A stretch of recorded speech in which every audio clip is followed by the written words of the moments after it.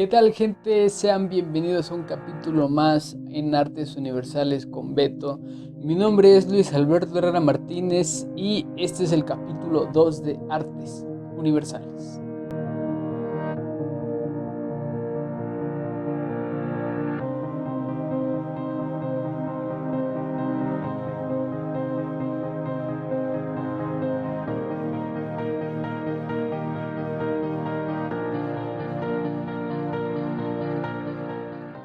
Bien, para empezar hablaremos sobre los sumerios.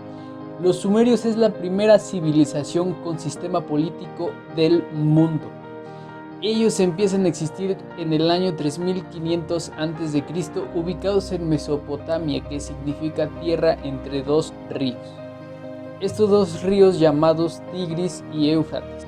Como era una civilización entre dos ríos, ellos tenían un rey que se llamaba Enki, dios del agua y de la sabiduría. Enki se representaba como una figura humana, vertiendo agua sobre una jarra. Mesopotamia se divide en dos partes. En el norte tenemos a la Mesopotamia Alta, que era un pueblo guerrero y cazador, y en el sur encontramos a la Mesopotamia Baja, que era un pueblo comerciante, agricultor y trabajador. La primera comunidad sumeria se organizaban en ciudades-templo. Tenían un gobierno teocrático, que era como un gobierno de Dios. En primer lugar de toda esta pirámide tenemos a los sacerdotes, después a los militares, después a los aldeanos y después a los esclavos. La economía de Mesopotamia estaba basada en la agricultura, gracias a que teníamos dos ríos. Construyeron una red de canales de regadío. Ellos comerciaban con plata y cereal. Su principal factor de comercio era la lana y el cuero. Ellos inventan el primer sistema de escritura llamado sistema de escritura cuneiforme. Este sistema de escritura no es un alfabeto ni tiene letras. En vez de eso se utilizaban entre 600 y 1000 caracteres para escribir palabras o sílabas, o parte de ellas. La palabra cuneiforme viene del término cuneus, es decir, cuña. Estas la escribían en una tabla de arcilla y así anotaban las cuentas, como cuánto grano le presté a ese aldeano o cuántas ovejas me dieron, etcétera, etcétera, etcétera, etcétera. La tabla era tan pequeña que cabía en la palma de una mano. Gracias a ellos tenemos la rueda, el calendario del zodiaco, y también usan el arco y el tabique esmaltado. Gracias a ellos también tenemos el sistema sexagesimal, con la base de 6, es decir, 60, 600, etcétera, etcétera, etcétera. Y es por eso que un minuto tiene 60 segundos o una hora tiene 60 minutos. En arquitectura encontramos el zigurat. Esta era una especie de pirámide donde en la parte superior se encontraba la capilla. Esta pirámide estaba hecha de arcilla y de barro y también de tabique esmaltado. En la parte superior tenemos la capilla central, la escalera principal y la escalera secundaria.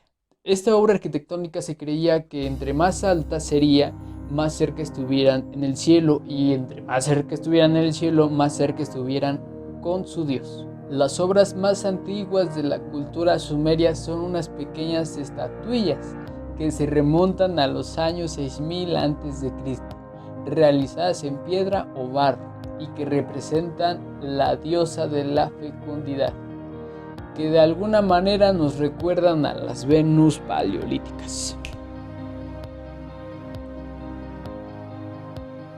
También encontramos los hombrecillos con falda de lana, con cabeza y rostro redondeados y macizos, ojos enormes muy abiertos, cejas arqueadas, amplias y unidas, nariz ancha y corta, y boca pequeña con labios muy definidos.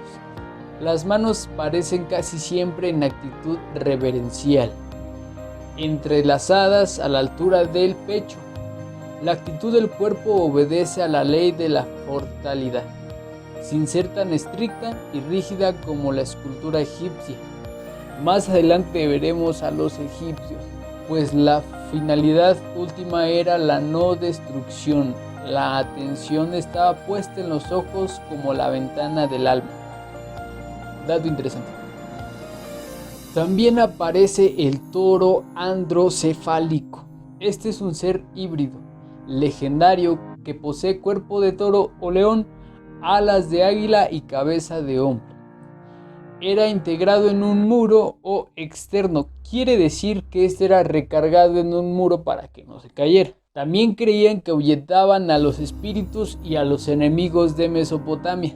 Eran representados generalmente en parejas, situados uno frente al otro, y así estaban en las entradas del Zigurat. También encontramos el código de Hammurabi. En él representaban todos los castigos que le iban a poner a los que mataban, a los que robaban, etcétera, etcétera, etcétera. Y también nace de ahí la ley ojo por ojo.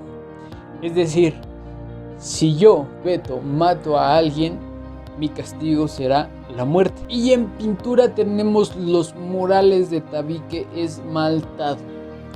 Como elemento decorativo en la arquitectura, formas planas y sin perspectiva, hechas en mosaico o azulejo. Representaban la guerra, celebraciones o sacrificios animales. Y en literatura encontramos la epopeya, o poema épico más antiguo del que se tiene conocimiento. Se desarrolló en Uruk, a la orilla del río Éufrates. Narra la vida de Gilgamesh, quinto rey de Uruk, un patesi, sacerdote, tirano de los dioses. Creían a Enkidu para enfrentarse a Gilgamesh, pero Gilgamesh encontró en Enkidu no solo un rival, sino también un gran amigo. Después contaremos bien esa historia. Y en música nos aportan las iras de Ur, o mejor conocidas como arpas de Ur. Estas se consideran como el instrumento de cuerda más antiguo. Los músicos aprendían a tocar en una escuela y formaban parte de las clases alta de la jerarquicidad sacerdotal. Antes de tocar cualquier instrumento de cuerda, los intérpretes se lavaban las manos para purificarse, y se creía que este instrumento solamente era tocado por mujeres. Hasta aquí el segundo capítulo de Artes Universales. Espero les haya gustado, y si es así, esperen el tercer capítulo. Nos vemos.